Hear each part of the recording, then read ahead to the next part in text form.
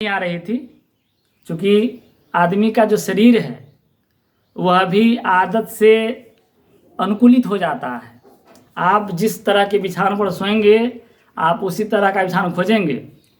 एक छोटी सी कहानी है। कोई आदमी कौवा को पकड़ लिया, ले गया स्वर्ग में और उसको सोना के कटोरा में खाने के लिए दूध और भात दिया। देखिए, बहुत मार्मिक कहानी है। कौवा को ले गया स्वर्ग में और सोना के कटोरा में दूध और भात रखकर खाने के लिए दिया। तो कौवा जो है एक और खाता था और कहता था हमर खोता के ले गेल। एक और खाता था कहता था हमर खोता के ले गेल। तो उसी तरह से अनुकूलित हो जाता है। तो इनको नींद नहीं पड़ रही थी, किसी तरह 2 दिन रहे। उसके बाद वहाँ से चलने के लिए कहे कि भाई मैं जाऊँगा। तो आप किसी के यहाँ चलने के लिए तैयार होते हैं तो लोग आपको कहता है रुक जाइए, आज भर रुक जाइए। आप उनके यहाँ 1 महीना रह जाइए, आप फिर भी कहिए कि अब हम चलेंगे तो कहेंगे ना आज भर रुक जाइए। ये सिस्टम है। भोज में जाइएगा आ कहिएगा कि पूछेगा अगला आदमी जो भोज कर रहा है या उनके जो सानिध्य लोग हैं जो दर्शनाभिलाषी हैं, पूछेंगे कि खैला, तो आप कहेंगे हाँ हाँ खा लिए। तब अति जैसे कि ना रुक बैठा। अरे आप रात के 12 बजा देंगे या फिर भी किसी को कहेंगे जे जाचिए तो कहेगा नहीं अरे रुकिए 10 मिनट रुक जाइए तो जाइएगा। तो लेकिन कृष्ण जी इनको ये नहीं कहे कि हाँ भाई रुकिए, कहे हाँ ठीक है जाइए, 4-5 दिलार हो गया आ जाइए। अब ये सोच रहे थे कि कुछ लेकर के आएंगे, आई तो पहले ही दे दिए थे। कुछ लोग गुप्त रूप से देते हैं और कुछ लोग जना कर देते हैं। 20 लोगों को बताएंगे कि फलना को इतना रुपया दिए हैं, चिल्ला को इतना रुपया दिए हैं। एक कहानी हमको याद आ रही है। एक महात्मा जी थे, वो एक नदी के पुल पर बैठे हुए थे और राम राम जप रहे थे।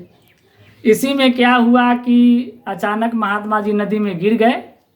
एक नौजवान आओ देखा नताओ नदी में कूद गया और उनको बचा लिया। महात्मा जी की जान बच गई।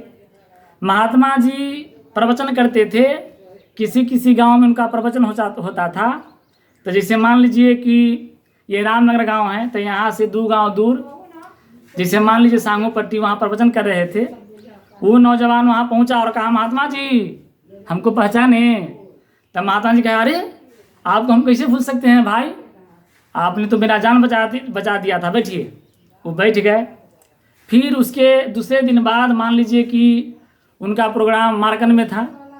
ये आदमी मार्कन भी चला गया और वहाँ कहा महात्मा जी आप हमको पहचानते हैं। महात्मा जी बोले कि अरे आपको कौन नहीं जानेगा, और आपका तो हम गुणगान लगातार कर रहे हैं।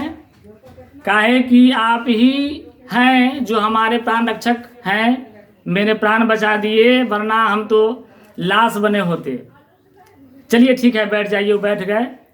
अगले दिन क्या हुआ कि ये फिर जैसे मान लीजिए कि महात्मा जी का प्रोग्राम उससे आगे हुआ, सिलौत समझिए, ये आदमी वहाँ भी चला गया।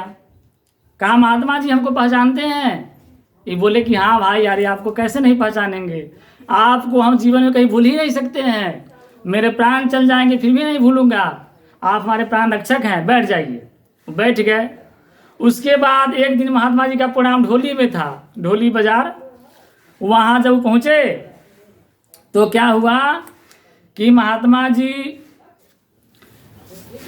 को दिखा और कहा महात्मा जी हमको पहचाने। तब महात्मा जी बोले कि अब कितना आप पहचानवाइएगा, ऐसा करिए आप हमको ले चलिए वापस, और उसी नदी में फिर से धकेल दीजिए, हम मर जाएंगे। कम से कम मर जाते तो जिंदगी से पीछा छूट जाती, लेकिन आपने मुझे जिंदा बचा लिया है, भगवान जाने आपसे कब पीछा छूटेगा। तो कहावत है नेकी कर कुएं में डाल। किसी का भलाई करिए, अच्छी बात है, लेकिन प्रचार मत करिए कि मेरे बदौलत ये है, चाहे मैंने इनका ऐसा किया है। तो कुछ लोग देते कम है और शोर करते हैं पूरा कि हमने यह दे दिया वह दे दिया। उसके बार बार कहेगा जले छा भैया इस सर जी पहले हथिन हम ही दिलिए है। और बेचारा सोचता है कि ये हमारा क्यों दिया, उसका कुटुम्ब आयल था, वहाँ कहेगा इनका जो कमीज दिले थी हम ही दिलिए है। अब वो लोग सोचता है कि अरे ये कमाता है तो क्या करता है, इसके पास खुद का शर्ट भी नहीं है। तो ऐसा देनाई कोई देनाई नहीं है, दीजिए, अच्छी बात है, ज़रूर